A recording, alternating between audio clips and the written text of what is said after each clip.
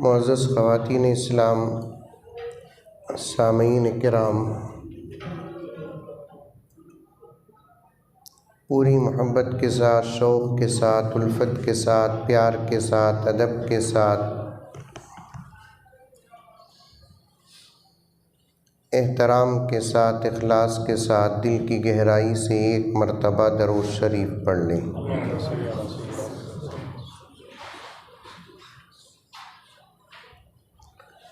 مسجد میں پروگرام ہے، عصر کا وقت بھی بہت قریب ہے، غالباً کافی دیر سے مستورات بیٹھی ہیں۔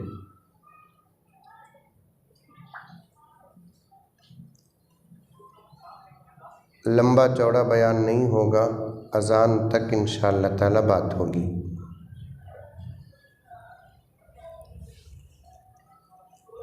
اور بات بھی صرف عورتوں کے لیے۔ یہ سامنے جو مرد حضرات بیٹھے ہیں،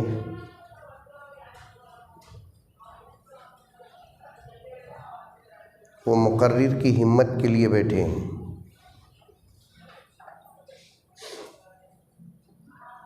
اس لیے کہ بات کرنے والے کے سامنے کوئی نہ ہو تو پھر بات کرنے میں مزہ نہیں۔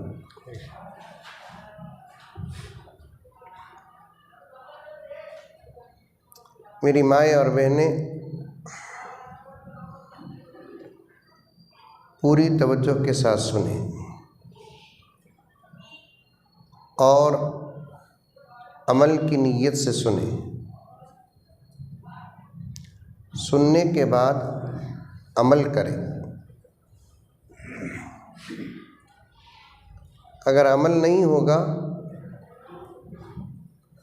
تو یہ پورا نظام بیکار ہو جائے گا۔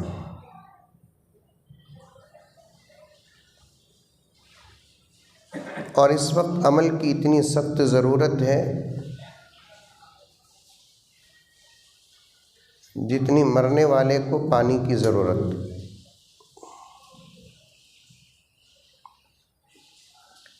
ساری دنیا میں اس وقت مسلمان بہت پریشان ہیں۔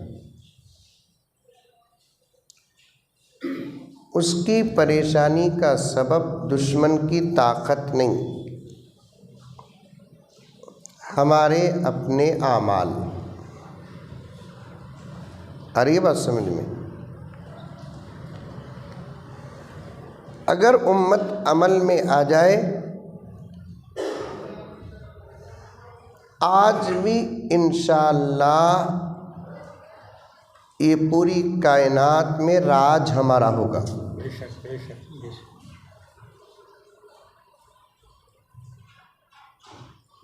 اللہ کا ایک اصول ہے،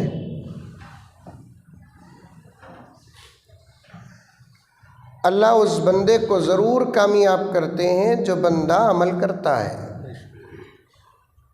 اس جماعت کو کامیاب کرتے ہیں جو جماعت عمل کرتی ہے۔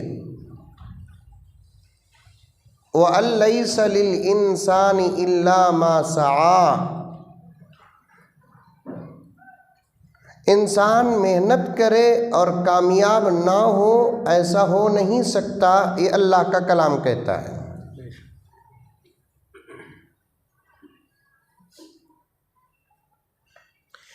اس لیے عمل کریں۔ عمل کرنا مشکل کام نہیں۔ ایک بہت بڑے اللہ والے گزرے ہیں جن کا نام حضرت مولانا حکیم اختر صاحب رحمۃ اللہ علیہ۔ ابھی قریب میں انتقال ہوا، 2-4 سال پہلے حضرت کا۔ سنت کے اتنے پکے تھے، اتنے پابند تھے،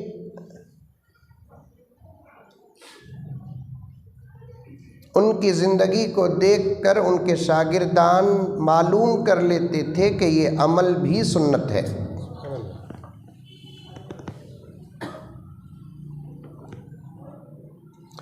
وہ فرماتے ہیں، بڑی اچھی بات، بڑی عجیب بات،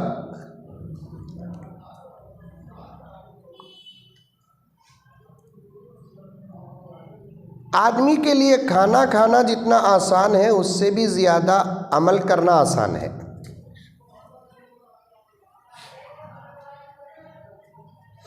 ہمارے لیے عمل کیوں مشکل ہوا؟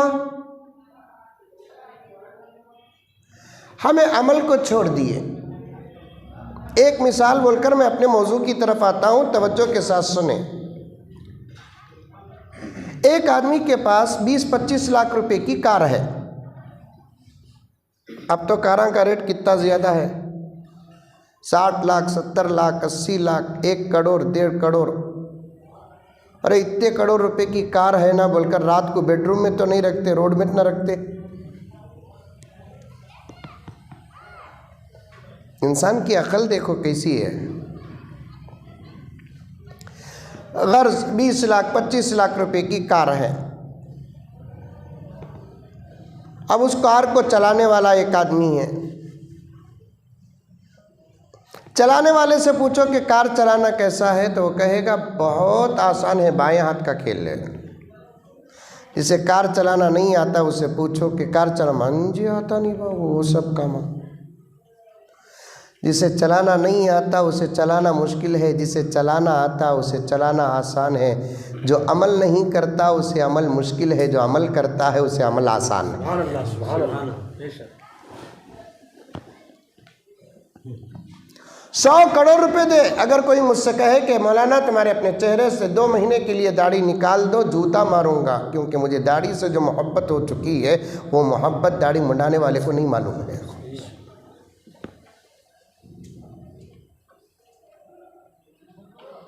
تو عمل کرو۔ حضرت پیران پیر محبوب سبحانی شیخ عبد القادر جیلانی جانتے نہیں جانتے؟ ارے بولو بھی جانتے نہیں جانتے؟ کیا گاؤں کا نام ہے؟ سرگپی۔ میں آیا ہوں اس سے پہلے نہیں کیے، پہلی مرتبہ۔ اچھا پیران پیر محبوب سبحانی شیخ عبد القادر جیلانی کو جانتے نہیں جانتے؟ اولیاء کو جانتے ہیں؟ یہاں پر عورتیں اولیاء کو جانتے ہیں؟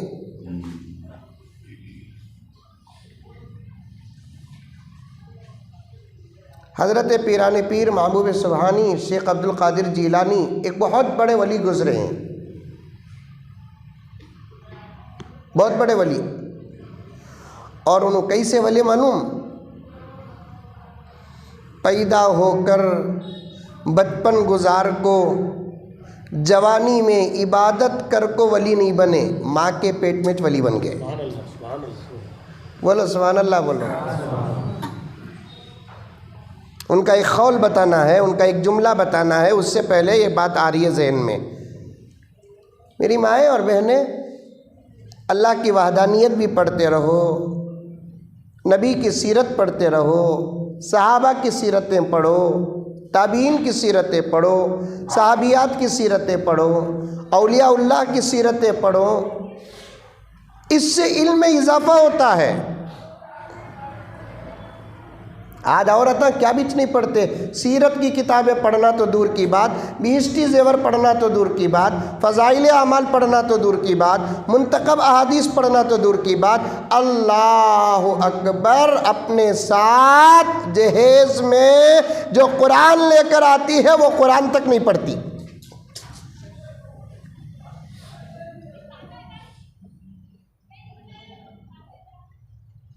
آج بھی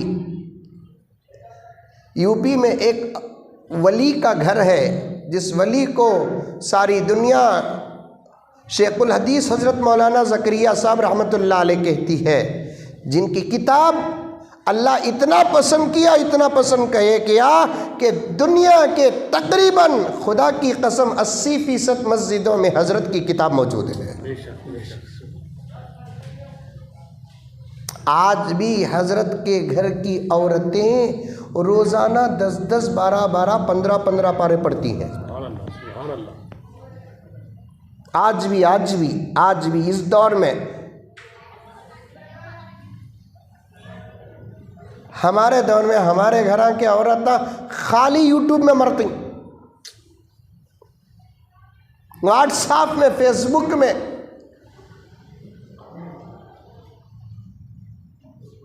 یہ ایک پارہ پڑھنے کے لیے غیر حافظ قرآن کو کم سے کم 1 گھنٹہ ہوتا ہے. کتنے؟ 1 گھنٹہ اطمینان سے صحیح پڑھنا قرآن.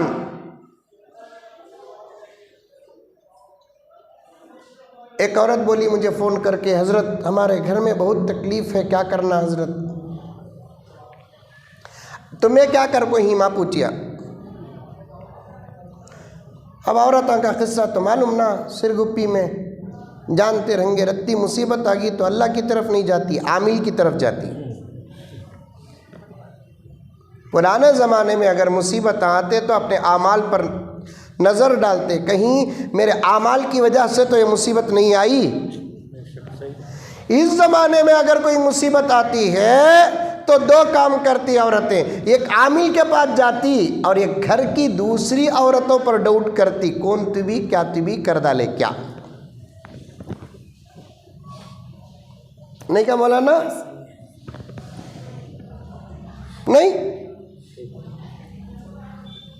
بہو رہی، طبیعت خراب ہوئی تو سوچتی ساس کیا کی کر ڈالی. ساس رہی، طبیعت خراب رہی تو سوچتی بہو کیا کی کر ڈالی. بھاوج رہی، طبیعت ذرا خراب رہی تو سوچتی نڑن کیا کی کر ڈالی. نڑن رہی، طبیعت خراب رہی تو سوچتی بھاوج کیا کی کر ڈالی. کون بھی کیا بھی نہیں کرے، تیرے اعمال سے تجھے نقصان پہنچ رہا ہے.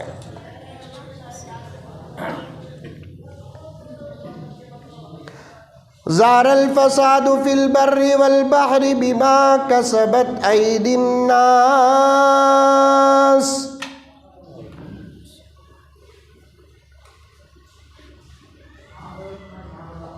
اللہ تعالیٰ فرماتے ہیں زمین و آسمان میں جو بھی فساد آتا ہے اے بندو تمہارے اعمال کی وجہ سے آتا ہے. تمہاری زندگی میں اگر سکون نہیں، تمہاری زندگی میں اگر چین نہیں، تمہاری زندگی میں اگر قرار نہیں، تم کو تمہارے گھروں میں راحت نہیں مل رہی ہے، ایک دوسرے رشتوں کا محبت کا حق ادا نہیں ہو رہا ہے، سمجھ جاؤ کہ یہ اللہ کی طرف سے سزا ہے تمہارے اعمال کی وجہ سے.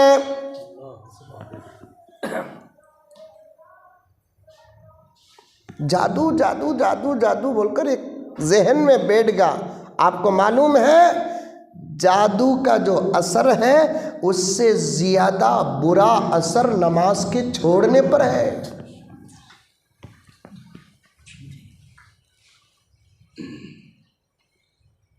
جادو کا جو اثر ہے اس سے زیادہ سخت ترین اثر تمہاری اپنی بے پردگی، بے حیائی پر ہے.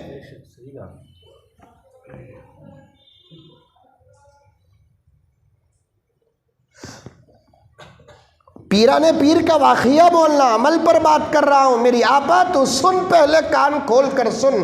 تیرے گھر کے اندر اگر مصیبت ہے تو اس کی ذمہ دار صرف تو ہے.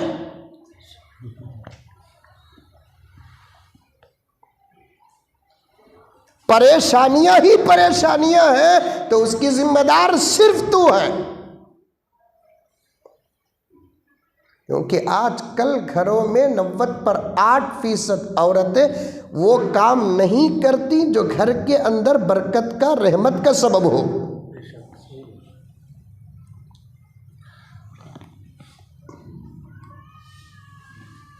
پیارے آقا نے کیا فرمایا؟ اللہ اکبر کبیرہ.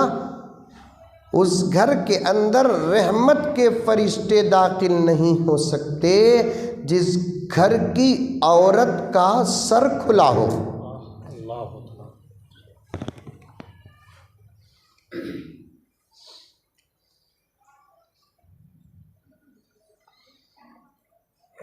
تیرا سر پردے میں داخل، ایک شوہر کو چھوڑ کر کھلے سر سے غیر مردوں کو بات کرنا تو دور کی بات. میری آپا کان کھول کر سن، تو کھلے سر سے تیرے بیٹے کو بھی بات نہیں کر سکتی، تیرے باپ کو بھی بات نہیں کر سکتی.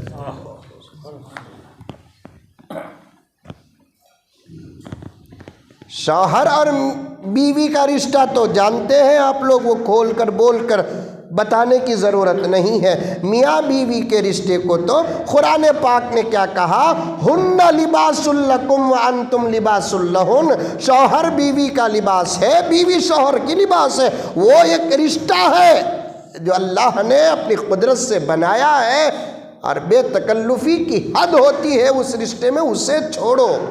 لیکن یہاں باپ کی بات کرو، بھائی کی بات کرو، بیٹے کی بات کرو، اللہ اکبر کبیرہ، اللہ اکبر کبیرہ۔ تیرا پردہ اتنا اہم ہے، غیر مردوں کے سامنے اپنا سر کھلا رکھنا تو دور کی بات کہ اپنے باپ اور اپنے بیٹے کے سامنے بھی اپنا سر کھلا نہیں رکھ سکتی۔ آج گھر کی عورتیں سر کھلا رکھی ہیں، اور گھر میں کہاں سے برکت آئے گی؟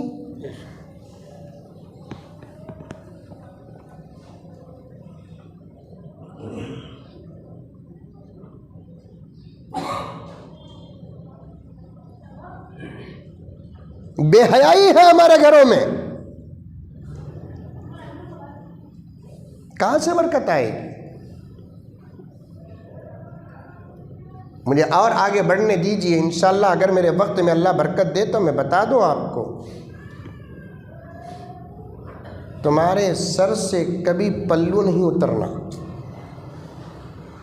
اس کا اہتمام کریں، اپنی 3 4 5 سال کی بچی کو سر میں اوڑھنے کی عادت ڈالیں، کیونکہ عمل اتنا کرو کہ وہ عمل عادت بن جائے۔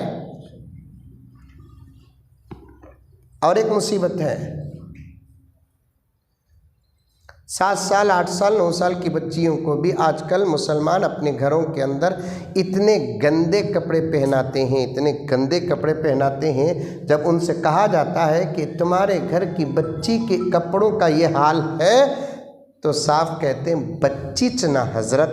اللہ اکبر۔ اب زمانہ اتنا خراب ہے، جب اپنی ضرورت غلط طریقے سے پورا کرنے کا ارادہ کرتا ہے تو یہ دیکھتا نہیں کہ سامنے بچی ہے کہ جوان ہے کہ بڈھی ہے، اس کے دماغ میں صرف شیطان ہے، وہ ہر قسم کا امتیاز ختم کر رہا ہے۔ سمجھ رہے ہیں میری بات؟ سمجھ رہے ہیں؟ آپ مردوں سے بھی گزارش ہے، گھر کے اندر آپ بھی نصیحت کریں، سرا میں اوڑھو۔ بچی کو، چھوٹی بچی کو، اپنی بیٹی کو خود بولتے ایک گلاس پانی لا بیٹے، بولتے نہیں بولتے؟ جب انہیں جا کر پانی لے کر آئی تو اس کے سر میں اوڑھنی نہیں رہی تو، کپڑا نہیں رہا تو پہلے بولو اوڑھ کر لے کر آ بیٹے۔ تربیت کرو، باپ ہے نا، ماں ہے نا۔ ہمارے بچوں کو اگر ہمیں تربیت نہیں کرے تو کیا آسمان سے فرشتے اتر کر تربیت کریں گے؟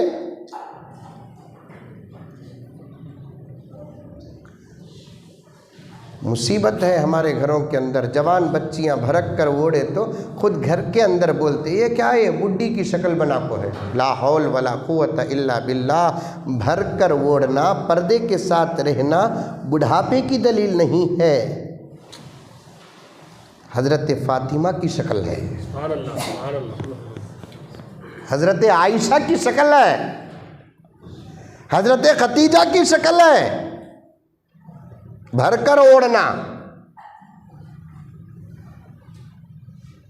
اور بے پردہ ہونا بے حیا عورتوں کی شکل ہے، بے شرم عورتوں کی شکل ہے۔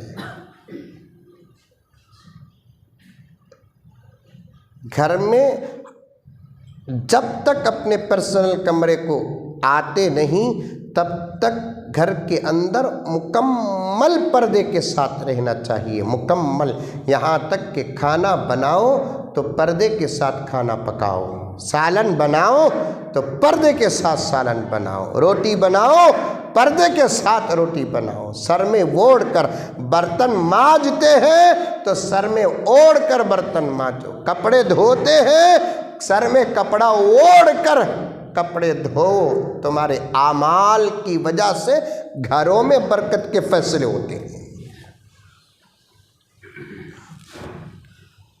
تمہارے اعمال کی وجہ سے گھروں میں برکت کے فیصلے ہوتے ہیں۔ عورت کا سر صرف کھلا رہتا ہے، گھر میں رحمت کے فرشتے داخل نہیں ہوتے۔ حضرت ختیجہ کو جانتے ہیں؟ ارے جانتے نہیں جانتے؟ امت کی ماں حضرت ختیجہ رضی اللہ تعالیٰ عنہ، حضور صلی اللہ علیہ وسلم کی پہلی بیوی، جن کے نکاح میں حضور صلی اللہ علیہ وسلم تھے تو آقا نے دوسرا نکاح تک نہیں کیا، اتنی محبت تھی حضرت ختیجہ سے۔ اور مالدار ترین عورت تھی حضرت ختیجہ، غریب کا بھی نہیں تھی۔ اسلام کے نئے دور میں سب سے پہلے اگر امت پر کسی کا پیسہ لگا تو صرف دو شخصیتوں کا پیسہ لگا، ایک حضرت ابوبکر صدیق کا، ایک حضرت ختیجہ رضی اللہ تعالیٰ عنہ کا۔ سبحان اللہ۔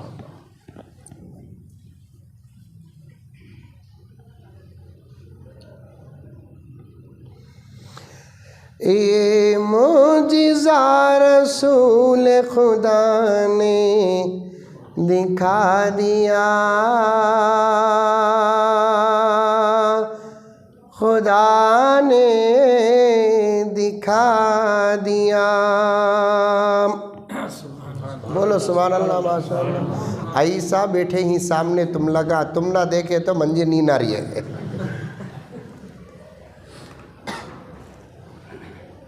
حضرت ختیجہ کی فضیلت پر ایک شعر پڑھنا ہے، پہلے دو شعر پڑھ دیتا ہوں۔ عورتوں کو نعتوں سے، شعر شاعری سے محبت ہے کہ ہے؟ پڑھتے سرگپی میں پڑھنا، لیکن گھر کے اندر پڑھنا، پڑھ کو ریکارڈ کر کو یوٹیوب میں ڈالنا نہیں۔ دیکھا دیکھی چلہ پھوگی، آج کل عورتاں بھی تقریریں کر رہی ہیں، عورتاں بھی قرآن پڑھ کو یوٹیوب میں ڈال رہی ہیں، عورتاں بھی نعتیں پڑھ کو یوٹیوب میں ڈال رہے ہیں۔ لا حول ولا قوت۔ دین کیا ہو گیا آج کے زمانے میں؟ مذاق ہو گیا۔ شریعت کیا ہو گئی؟ آسمان سے قرآن میں جو ہے وہ شریعت نہیں، ہمارے دماغ میں جو ہے وہ شریعت۔ نہیں، تمہیں پڑھو، تمہارے بچوں کو سکھاؤ، تمہیں پڑھو، تمہیں ثواب کماؤ۔ مرد بنے پڑھیں گے، یوٹیوب میں ڈالیں گے بغیر میوزک کے، وہ الگ بات ہے۔ مرد کو تو دعوت و تبلیغ کی ذمہ داری باہر کرنے کی ہے، عورت کو نہیں ہے۔ اگر عورت بھی باہر نکل کر دعوت و تبلیغ کا کام کرنا ہوتا، اللہ تعالیٰ عورت کو بھی نبی بناتا۔ دنیا میں جتنے انبیاء آئے پورے کے پورے مرد تھے، ایک عورت بھی نبی نہیں۔ مریم اللہ کی نبی نہیں، حوا اللہ کی نبی نہیں۔ نبیوں کی ماں بن سکتی ہے لیکن نبی نہیں بن سکتی، نبی کی بہن بن سکتی ہے، نبی نہیں بن سکتی، نبی کی بیٹی بن سکتی ہے، نبی نہیں بن سکتی۔ کئی کو اللہ نبی نہیں بنایا، عورت کو نبی کئی کو نہیں بنایا، عورت کو اللہ نبی کئی کو نہیں بنایا۔ ایک سوال پیدا ہوتا ہے، سمجھ میں یہ بات ہے؟ کئی کو حضرت اللہ تعالیٰ عورت کو نبی نہیں بنایا، اس لیے نہیں بنایا کہ اگر عورت نبی بنتی تو اسے امت کے سامنے آ کر نبوت کا حق ادا کرنا پڑتا۔ اللہ تعالیٰ عورت کو اتنا باپردہ بنایا اور فرماتا ہے میرے کام کے لیے بھی تیرا باہر نکلنا مجھے پسند نہیں ہے۔ آج کوتیمیر کے واسطے گھگو باہر نکلتی، کپڑے کے واسطے چن کھاتی۔ کتنی بڑی بات سمجھ میں آئی؟ ارے آئی نہیں، منڈی تھی بھی ہلاو رے بابا۔ اب انہیں عورتوں کو میں کہاں پوچھوں، لگا پردے میں بیٹھے ہیں، سن رہی کی سو رہی کی، خالی تم نہ دیکھ کو ان کا نتیجہ نکال رہا ہوں میں۔ اب تمہیں بھی ایسا بیٹھے تو میں کیا سر مار لیوں؟ کیا زبی بھائی سمجھ میں آئی بات؟ کتنی بہترین بات۔ عورت، اچھا عورت مسجد میں آ کو نماز پڑھ سکتی کیا؟ عورت عید کی نماز پڑھ سکتی کیا؟ عورت جمعے کی نماز پڑھ سکتی کیا؟ عورت جنازے کی نماز پڑھ سکتی کیا؟ نہیں نہیں نہیں نہیں، عورت کے لیے عید کی نماز نہیں ہے، عورت کے لیے جمعے کی نماز نہیں ہے، عورت کے لیے جنازے کی نماز نہیں ہے۔ اللہ اکبر، کئی کو عورت کے لیے جماعت کی نماز نہیں ہے۔ جماعت کے ساتھ نماز پڑھنے کا ثواب بہت بڑا ہے، اکیلے نماز پڑھنے سے 20 پر 7 گنا زیادہ جماعت کے ساتھ نماز پڑھنے پر ثواب ہے۔ کیا عورتیں محروم ہیں یہ ثواب سے؟ نہیں آپا، تو آزردہ مت ہو، تو افسوس مت کر، شریعت کیا کہتی ہے اس پر عمل کر، عمل کرنا تیرا کام ہے، ثواب دینا اللہ کا کام ہے۔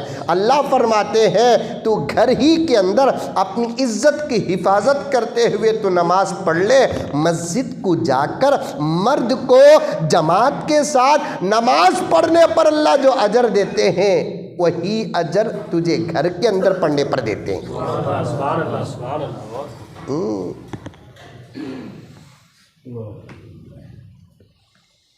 اللہ اکبر، کیا بڑی بات ہے۔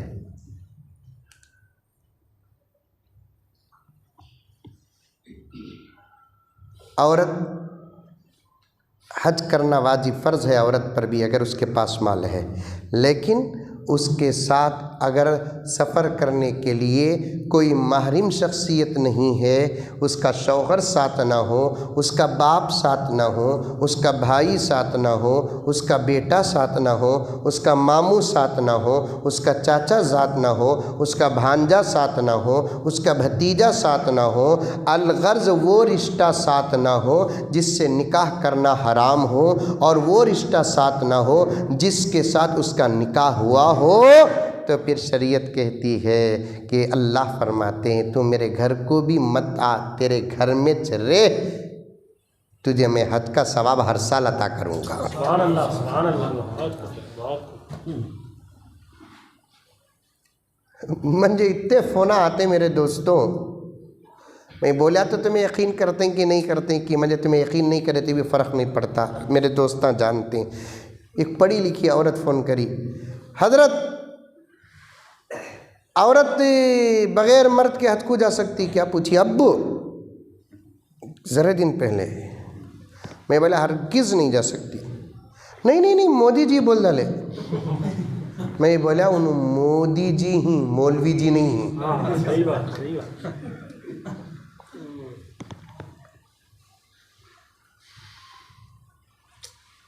وَلِلَّهِ عَلَى النَّاسِ حِجُّ الْبَيْتِ مَنِ اسْتَطَاعَ إِلَيْهِ سَبِيلًا۔ تفسیر اٹھا کر دیکھے، فقہا کے اقوال اٹھا کر دیکھے، یہ فتنوں کا دور ہے آپا، صحیح بات، بے شک۔ یہ فساد کا دور ہے، بے حیائی کا دور ہے، بے پردگی کا دور ہے۔ سر گپی کے ذمہ دار بیٹھے ہیں، باہر بھی بات جائے گی۔ آج بے پردگی صرف ہندوستان ہی میں نہیں، بے پردگی امریکہ، جاپان و چائنا و آسٹریلیا میں نہیں، کہتے ہوئے اللہ کے گھر میں پورے درد کے ساتھ کہہ رہا ہوں، دیکھا دیکھی آج عرب کی زمین میں بھی بے پردگی آ گئی ہے، بے حیائی داخل ہو گئی ہے، آزادی داخل ہو گئی ہے۔ آج سے 25 سال پہلے جو عرب تھا اب وہ عرب نہیں ہے، آج سے 100 سال پہلے جو عرب تھا اب وہ عرب نہیں ہے، آج سے 500 سال پہلے جو عرب تھا اب وہ عرب نہیں ہے، آج سے 1000 سال پہلے جو عرب تھا وہ عرب نہیں ہے۔ ابو بکر کا عرب اب نہیں ہے، عمر کا عرب اب نہیں ہے، عثمان کا عرب اب نہیں ہے، علی کا عرب اب نہیں ہے، حضرت امیر معاویہ کا عرب اب نہیں ہے، اب تو سلمان اور محمد بن سلمان کا عرب ہے۔ مجھے تو ان کے اسلام میں بھی ڈاؤٹ ہوتا ہے۔ صحیح بات، بے شک، صحیح بات، بے شک، بالکل صحیح۔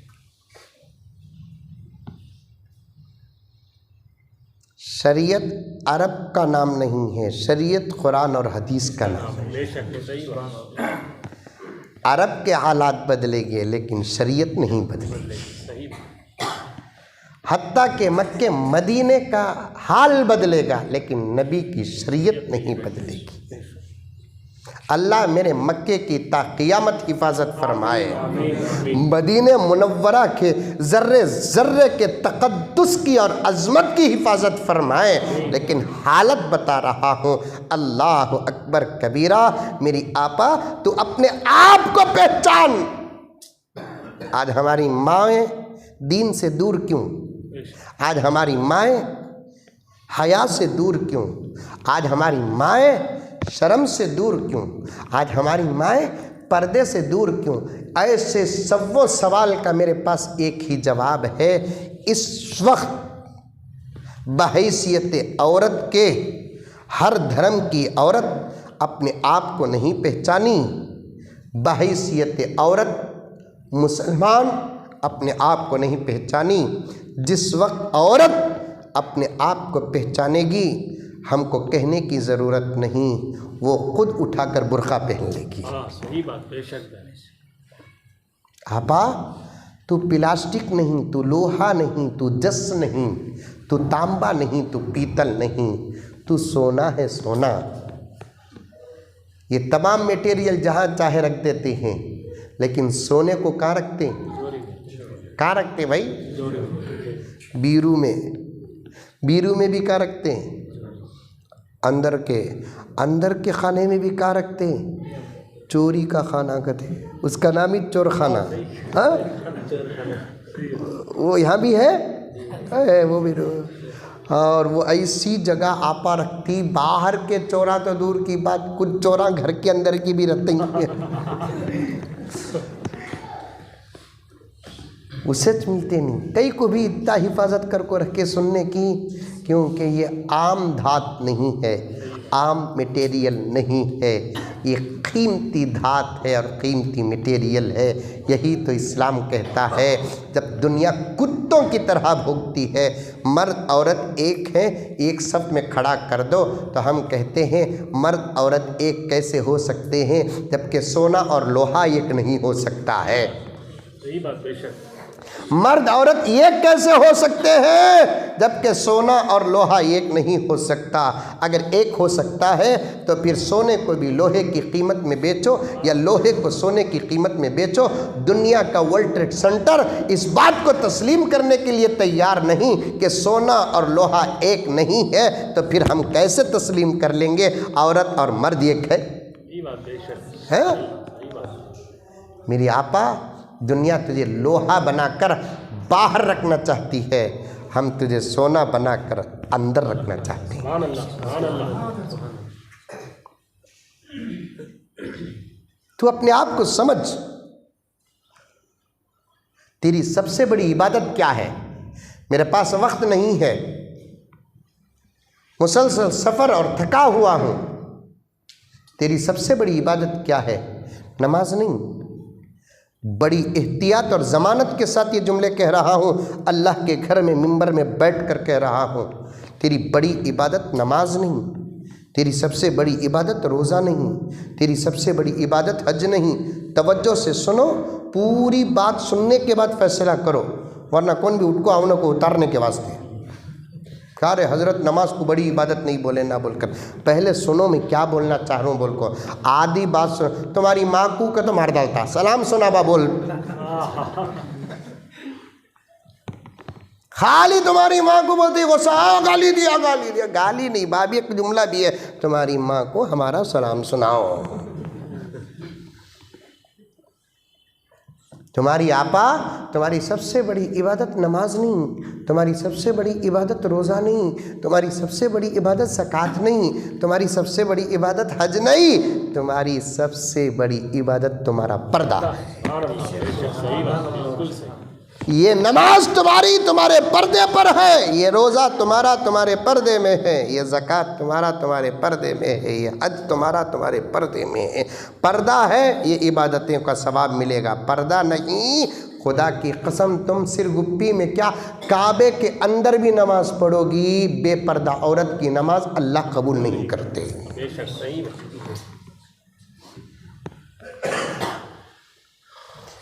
سب سے زیادہ میں پردے پر زور دیتا ہوں، پردے پر زور دیتا ہوں، باپ پردہ بن جاؤ، باپ پردہ بن جاؤ، تمہاری بے پردگی کا ہی اثر ساری دنیا میں پھیل رہا ہے۔ بہت ساری باتیں پینڈنگ ہو گئی ہیں۔ کتنے بجے اذان؟ اذان کا بھیا پورے مل کر بولیں، سمجھ میں نہیں آ رہا، ایک جنے بولو۔ 5:15 کو اذان ہے، اذان کا 5 کو اذان ہے۔ اب ایک آدھا گھنٹہ ہے، اس سے پہلے ہی ختم کر دیتا ہوں، توجہ سے سنو۔ ایک واقعہ لکھے ہیں کتابوں میں، توجہ چاہتا ہوں ضرور۔ ایک بہت با پردہ بچی، جس کے ماں باپ بچی کو پردے کی تربیت کرے۔ بچی بالغ ہوئی، شادی کے لیے رشتہ ڈھونڈے۔ ایک رشتہ آیا، شادی کر ڈالے۔ اگر ہماری بچی دیندار ہے تو اس کا رشتہ بھی دیندار کا تلاش کرو، ورنہ ہماری یہ 18-19 سال کی تربیت شادی کے بعد 18 گھنٹے میں برباد ہو جاتی ہے۔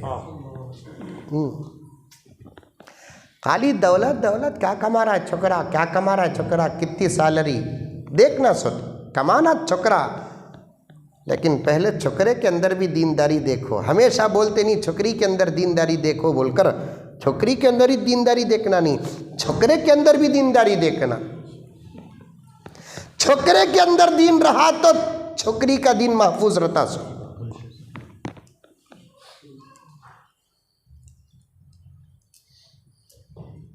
ہنکیاں بن کر دولت سامنے آئی تو اٹھا کر ہمارے دیندار بچیوں کو اٹھا کر شادیاں کر ڈالتے، اور ہماری بچیاں بھی آج کل کیا زمانہ آیا ہے، ماں باپ کا کام انوت پورا کر رہی، انوت چن کو رکھ لے رہی۔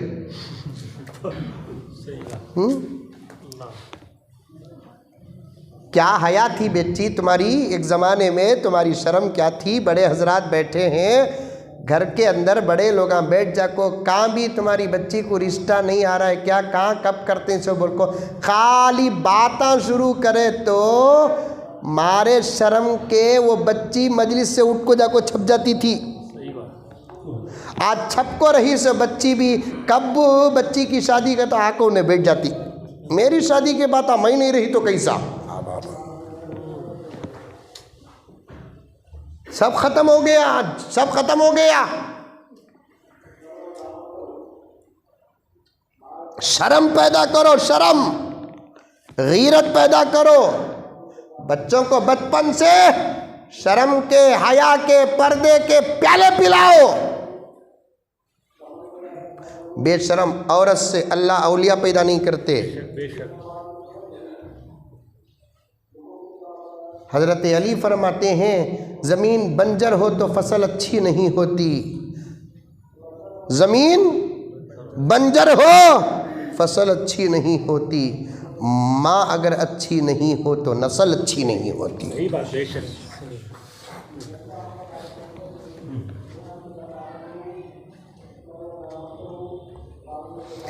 بہت گہرائی میں چلے جاؤں گا میں، تم اچھے بنو، تم اچھے بنو، تم اچھے بن جاؤ۔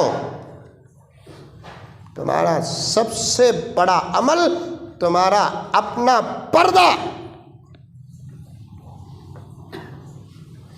تمہاری اپنی حیا، تمہاری اپنی شرم، تمہارا یہی سب سے بڑا عمل۔ لڑکیوں کو جب شادی کرتے ہیں تو لڑکے کو بھی دیندار دیکھو۔ واقعہ سنو، لکھا ہے کتابوں میں، ایک دیندار بچی دولت کو دیکھ کر اٹھا کر شادی کر ڈالے، شادی کر ڈالے۔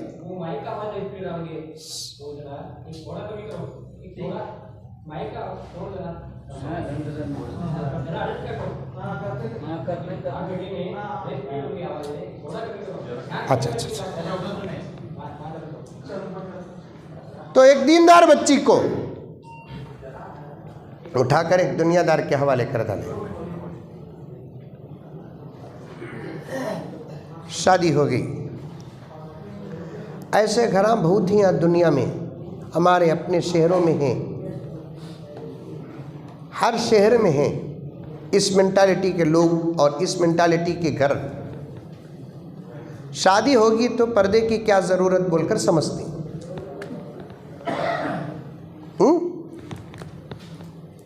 سمجھ میں آ رہی ہے بات؟ شادی ہوگی تو پردے کی کیا ضرورت. کئی بچیوں کا ریکارڈ میرے پاس آیا,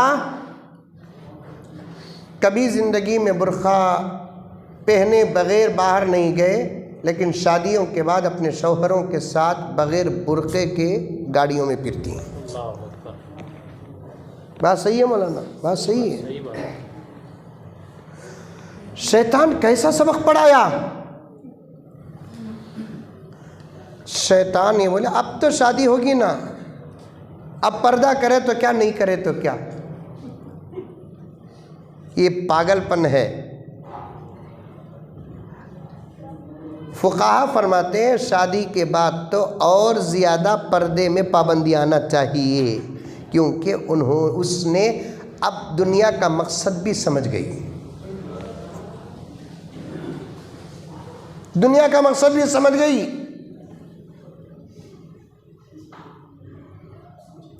کئی بچیوں کو زبردستی شادی کے بعد ساس کے گھر میں برقعے اتارے ہیں. میں ان گھروں کو گھر نہیں کہتا, اسلام کے دشمنوں کے اڈے کہتا ہوں. اور مسجدوں کے ذمہ داروں اور حضرات علماء,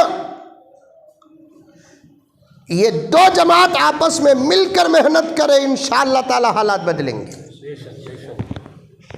مجھے معاف فرمائے میرا جملہ سکت ہو. خاص طور پر مساجد کے ذمہ دار حضرات کڑی نظر رکھے. جس مسجد کے اتھارٹی اور محلے میں جس مسلمان کا گھر ہو اور اس مسلمان کے گھر میں پردہ نہ ہو, مسجدوں کے ذمہ دار حضرات ایکشن لے.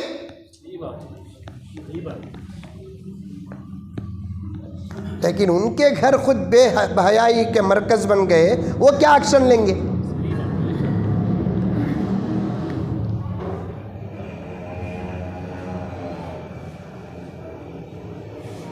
ہمارے گھروں کے مسئلے پولیس اسٹیشن نہ جائے, کورٹ کچہری نہ جائے, اللہ کے گھر کو آئے. مسجد کا امام ہمارے اپنے مسائل کے لیے چیف جسٹس ہوتا ہے. بے شک بے شک.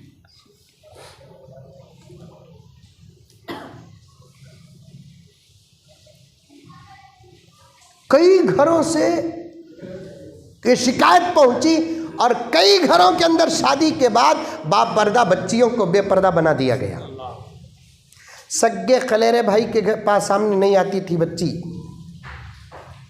سگے خلیرے بھائی کے سامنے نہیں آتی تھی. شادی کے بعد نوشوں کے بھان کے نوشوں کے سامنے آنے پر مجبور کر رہے ہیں. بات صحیح ہے غلط ہے؟ بالکل صحیح. ہاں, اگر آپ کے گاؤں میں یہ ماحول نہیں ہے تو مجھے پورے سند کے ساتھ بولو, میں بنگلور کے پورے رشتے یہاں سے لگاتا ہوں.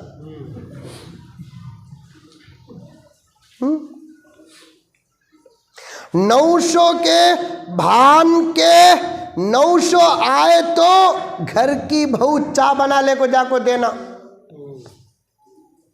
یہ مسلمانوں کے گھر ہے, یہ یہودی اور عیسائیوں کے گھر ہے. محمد کا کلمہ پڑھنے والوں کے گھر ہے یا پتھروں پہ پھول چڑھانے والوں کا گھر ہی ہے.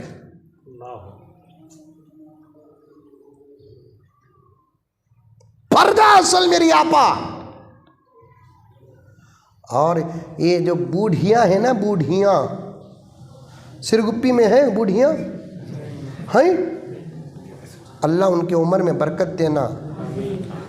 میں اور ایک دعا کرتا ہوں, انہوں تقوی میں رہے تو اللہ ان کی عمر میں برکت دینا, اگر تقوی میں نہیں رہے تو اللہ جنت میں گھر دینا. اندر ایک دعا چھپکو ہے. کیا سبھی بھائی؟ انہوں تقوی میں رہے تو اللہ ان کے عمر میں برکت دینا، تقوی میں نہیں لخوے میں رہے تو اللہ ان کو جنت میں گھر دینا۔ بوڑھیوں سے گھروں کا ماحول بہت غارت ہو رہا ہے۔ صحیح بات بے شک۔ یہ میرے بھی بال سفید ہوئے، بڑے حضرات بھی بیٹھے ہیں، ہماری مائیں، ہماری دادیاں، ہماری نانیاں گھروں کو کیسا سنبھالتے تھے، ان کے نظروں میں کیا فراست تھی، کون سا مرد بنا، کون سی عورت گھر کو آئی، ان کا چہرہ دیکھ کر انہوں جانے کے بعد گھر کے افراد کو بولتے یہ مرد بنا برابر نہیں بچ کو رہو، یہ عورت برابر نہیں بچ کو رہو بول کر یہ فیصلہ سناتی تھی گھر کی بوڑھیاں۔ آج بوڑھیاں بھی فیئر اینڈ لولی لپسٹک لگا لگو بیٹھی ہے۔ کہاں گھروں کا ماحول بنتا، کہاں بنتا گھروں کا ماحول؟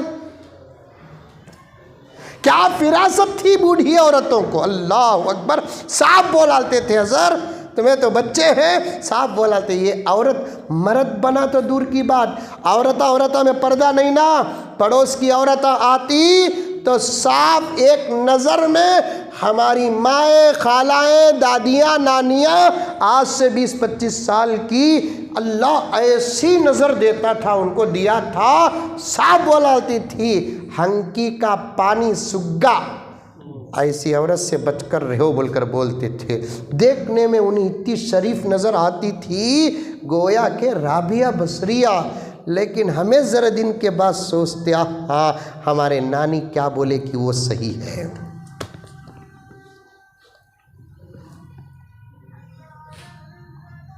بوڑھی عورتیں گھروں کے ماحول کو سنبھال کر رکھے، سنبھال کر۔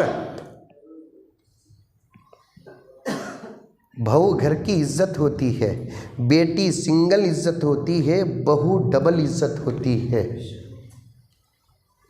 ہمارے بیٹے کو شادی کر کو لائے کے بعد وہ بہو کو اپنے سسرے کو، آج کے زمانے میں بنگلور کے اندر پہلی مرتبہ میں نے کہا کہ یہ فتنوں کا دور ہے، سسرے کی خدمت بھی بہو دور سے کرے، احتیاط سے کرے۔ صحیح بات، بالکل صحیح۔ کتے کے لوگاں فون کرے پوچھے، کئی کو ایسے باتاں بولتے سے بول کر بولے، اچھلے مینڈو کا اچھلے سکا، لیکن میں کسی کی پرواہ نہیں کیا۔ میں بولیا تمہاری نظر تمہارے گھر کے دریچے تک نہیں جاتی، الحمدللہ ہم قرآن کھولتے ہیں تو ساری دنیا دکھتی ہے۔ صحیح بات، سبحان اللہ۔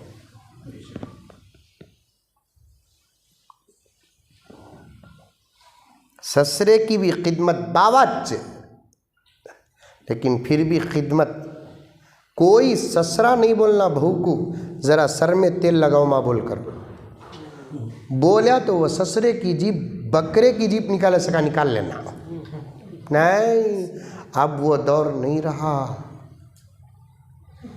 نہیں رہا، نہیں رہا۔ صحیح بات۔ کوئی ساس جوائیں کے ساتھ گاڑی میں بیٹھ کر ہر کس کہیں نہ جائے، اب وہ دور نہیں رہا۔ یہاں ارادے بدلیں گے تو صرف نقصان ان دونوں کا نہیں ہوگا، نقصان جن کے ساتھ شادی ہوئی ان کا بھی ہوگا۔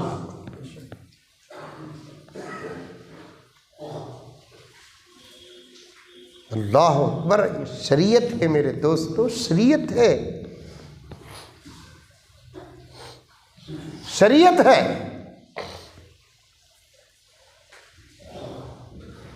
اس کے واسطے بولتے سو گھرا میں بچے ذرا زیادہ پیدا کرو بول کو، انہوں نہیں تو انہوں خدمت کرتے ہیں، انہوں نہیں تو انہوں خدمت کرتے ہیں، انہوں نہیں تو انہوں خدمت کرتے ہیں۔ 4-5 بیٹیاں، ایک 2 دن کو یہ بیٹی آ کو رہتی، 2 دن کو وہ بیٹی آ کو رہتی، 2 دن کو وہ بیٹی آ کو رہتی، 4 دن وہ بیٹی آ کو رہتی۔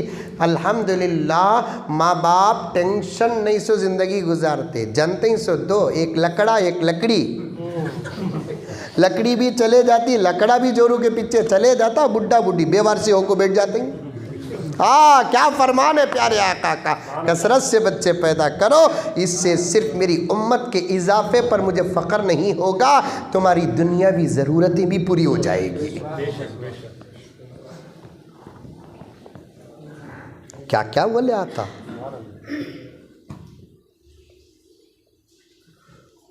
हुकूमत बोलती कहते 2 जनों को बोल को इन्हें भी बड़ा हुकूमत का पाबंद, मोदी जी का भगत, योगी का शागिर्द, 2 गिनको, वो भी 1 2। मेरी जब इंशाअल्लाह हुकूमत आएगी मैं पीएम बनूंगा इंशाअल्लाह। बहुत कम लोग हैं इंशाअल्लाह बोल रही हैं। तुम्हें बोले तो भी ये पर्दे में बैठी देखो आपा वहाँ हरगिज़ नहीं बोलेंगे, उनको मालूम वो पीएम से खतरनाक ये पीएम।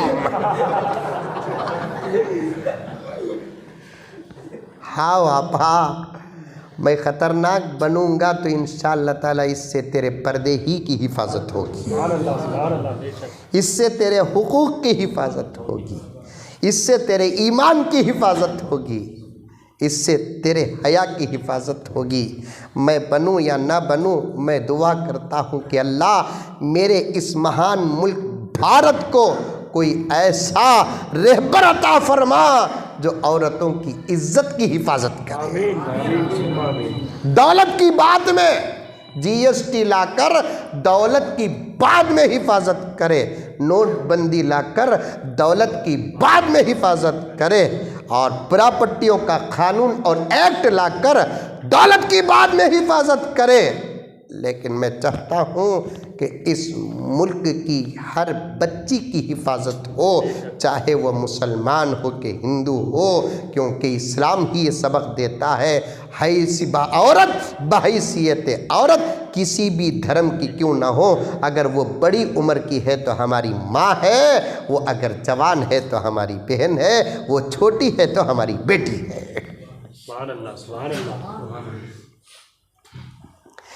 इस वतन के दश्त दल,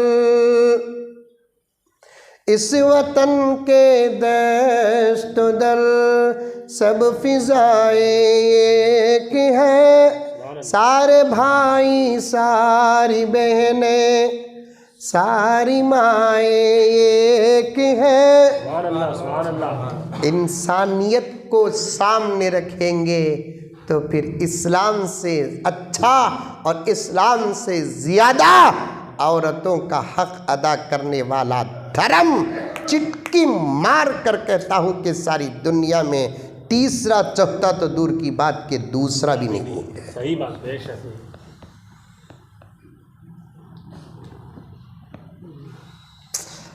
अल्लाहु अकबर कबीरा। खाली एक छोटी सी बात पर 1 घंटे का सफ़र हो गया। घरों में एहतियात के साथ रहो। हज़रत थानवी रहमतुल्लाह अलैह फरमाते हैं, तवज्जो से सुनो, 2-4 मिनट ही बाकी हैं, तवज्जो से सुनो। शौहर के भाई को यहाँ क्या बोलते रिश्ते में? देवर बोलते नहीं? अरे बड़ा रहा तो जेठ बोलते, छोटा रहा तो देवर बोलते नहीं? अरबी में शौहर के भाई के लिए कोई नाम नहीं है। ये बात उलमा तक भी जाएगी, उलमा भी तशरीफ़ फरमा है। मैं एक तालिबे इल्म हूँ। उर्दू में, संस्कृत ज़ुबान में सब बोलते हैं और दूसरी ज़ुबानें में भी क्या क्या के बोलते हैं, ब्रदर इन लॉ ऐसा बोलते हैं। अरबी में नहीं है। और उर्दू में, हिंदी में, संस्कृत ज़ुबान में देवर बोलते हैं शौहर के भाई को। मुजद्दिद मिल्लत हज़रत शाह अशरफ अली थानवी रहमतुल्लाह अलैह फरमाते हैं, लफ्ज़ देवर इस्तेमाल करना भी गुनाह है। क्योंकि देवर का तर्जुमा क्या आता मालूम? संस्कृत ज़ुबान में छोटा शौहर। कुर्बान जाओ मेरे आका पर, सुभान अल्लाह, सुभान अल्लाह। आका की नबूवत और रिसालत पर, आका की ज़ुबान और फरमान पर। क्या ज़ात अक़दस के साए में अल्लाह ने हमको पैदा किया। यही बात तो 1450 साल पहले आका ने फरमाया, बाहर के लोगों से ज़्यादा अंदर के लोगों से पर्दा करो, और शौहर का भाई सबसे बड़ा ख़तरा होता है इज़्ज़त के लिए।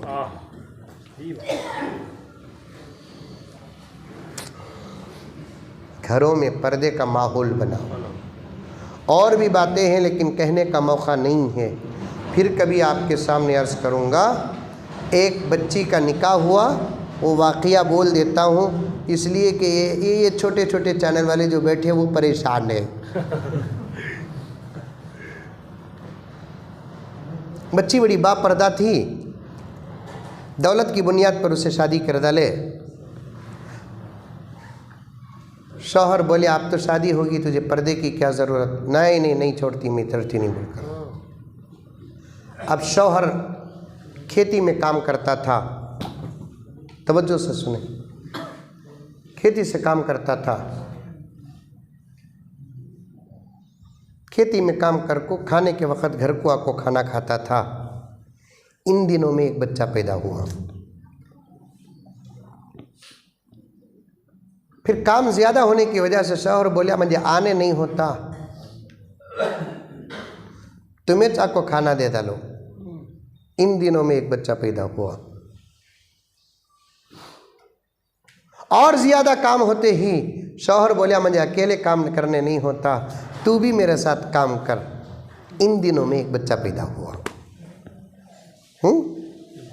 جا کر کھانا کھانے کے دور میں ایک بچہ پیدا ہوا، کھانا لا کر دینے کے دور میں ایک بچہ پیدا ہوا، شوہر کے ساتھ برقع نکال کر کام کرنے کے دور میں ایک بچہ پیدا ہوا. 20-25 سال گزر گئے.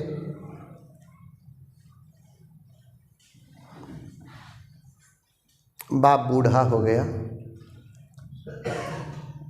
اس کے 3 بچے تھے. ایک دن بوڑھے باپ نے اپنی بوڑھی بیوی سے کہا 3 بچے تو میرے ہیں لیکن تینوں کا مزاج الگ الگ کیسے؟ پہلا بچہ ایک بڑا ادب سے بات کرتا، دوسرا جس کا لہجہ انتہا درجے پر خراب ہے، تیسرا تو میں ذرہ آرگومنٹ کرا تو مجھے مار ڈالیں گا وہ پوزیشن پر ہے. لیکن نہیں 3 بچے میرے، لیکن یہ مزاج کیوں ایسا ہوا؟ بیوی بولی میں جانتی ہوں. تیسرا بچہ جو مارنے تک پوزیشن کو پہنچا وہ میرے اس دور میں پیدا ہوا جب میں بے پردہ ہو کر کام کرتی تھی. دوسرا بچہ صرف لہجہ بدل کر بات کرتا نا، وہ اس دور میں پیدا ہوا جو پردے کے ساتھ باہر نکلتی تھی نہیں، وہ اثر پڑا ہے سوچ سے. پہلا بچہ جو با ادب ہو کر بات کرتا، آج تک تمہارا دل نہیں توڑا، جو تمہارے آنکھوں کا ٹھنڈک ہے، یہ اس دور میں پیدا ہوا جس دور میں گھر چھوڑ کر باہر نہیں نکلتی تھی.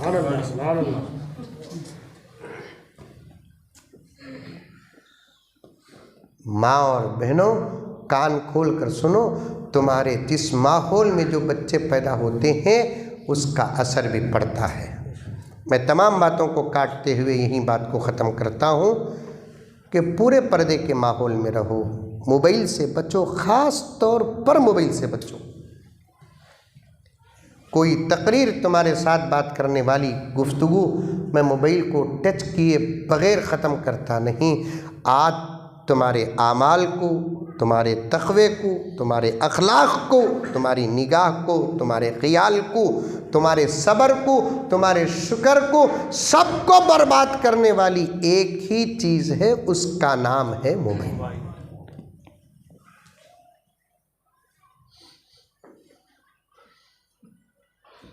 ابھی میں نے شوہر کے بھائی کو دیکھنے کی ممانعت پیش کیا، اور موبائل میں تو تم لچے لفنگے کمینے برہنہ مردوں کو دیکھتی ہیں.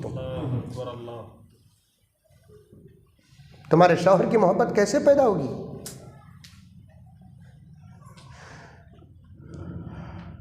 مولانا یونس پالن پوری رحمۃ اللہ علیہ فرماتے ہیں اللہ اکبر، ساری دنیا کے مرد اندھے ہو گئے تب بھی تجھے باہر نکلنے کی اجازت نہیں ہے. یہ ہے تیرا پردہ. آپ تو اپنے آنکھوں سے غیر کیسے کیسے لوگوں کو دیکھتے ہیں. موبائل تمہارے ہاتھ میں، موبائل نکو نکو نکو نکو نکو. تمہیں خود ایک 8 دن موبائل سے بچو. تمہارے اندر نماز کا شوق پیدا نہیں ہوا تو پوچھو. تمہارے ہر شوق کو، ہر ادب کو، ہر اخلاق کو برباد کرنے والی چیز یہی ہے۔ اور 20 25 سال کی زندگیاں جو مضبوط تھی ایک موبائل کی وجہ سے اس عمر میں بھی شک پیدا ہو رہا ہے۔ دنیا کی ہر چیز پرانی ہوئی تو کمزور ہو جاتی، نکاح ہی ایک ایسا چیز ہے کہ جتنا پرانا ہوتا اتنا مضبوط ہوتا ہے، لیکن ایسی مضبوط چیز بھی موبائل کی وجہ سے شک میں پیدا۔ 20 سال کے بعد بھی شادی ہو کو شوہر بیوی کو فون کریا، وہ بیوی کا فون بزی رہا تو اتنا پوچھتا کیا جی کی بزی آیا سو، کس کا فون آیا سو، صحیح بولو، اماں کی قسم کھاؤ، بابا کی قسم کھاؤ۔ چل رہا نہیں چل رہا گھروں کے؟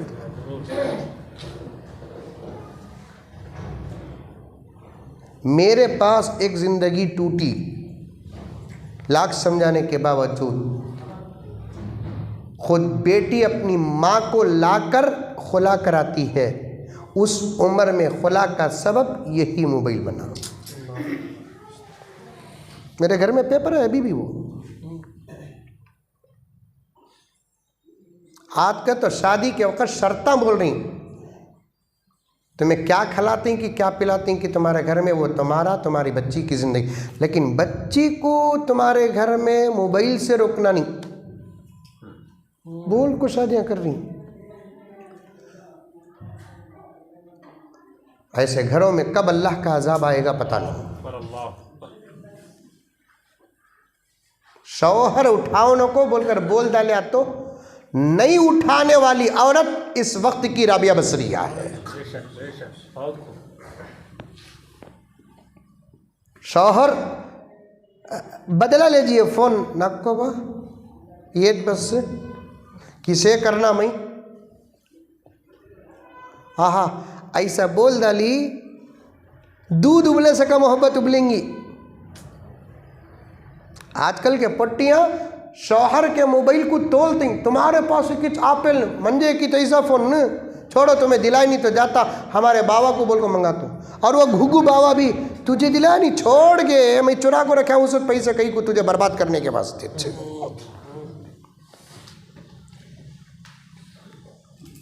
جہیز میں تمہیں کیا دیتے ہیں کہ وہ تمہاری مرضی ہے، لیکن موبائل نہیں دینا۔ 2-2 3-3 کروڑ کی شادیاں 10-10 ہزار روپے کے موبائل کی وجہ سے برباد ہو رہی ہیں، جیسے 25-30 نہیں بلکہ 60-70 کلو کا جسم کرونا کے ایک چھوٹے وائرس سے موت کے گھاٹ اتر رہا ہے۔ نہیں، یہ کرونا کے وائرس سے بھی سخت وائرس ہے جو انسانیت کو، انسان کو، زندگی کو برباد کر رہا ہے۔ میری مائیں، تم موبائل سے بچو، موبائل سے بچو۔ پردہ اور موبائل انشاءاللہ پھر کبھی موقع ملے گا آپ کی خدمت میں تفصیل کے ساتھ عرض کروں گا۔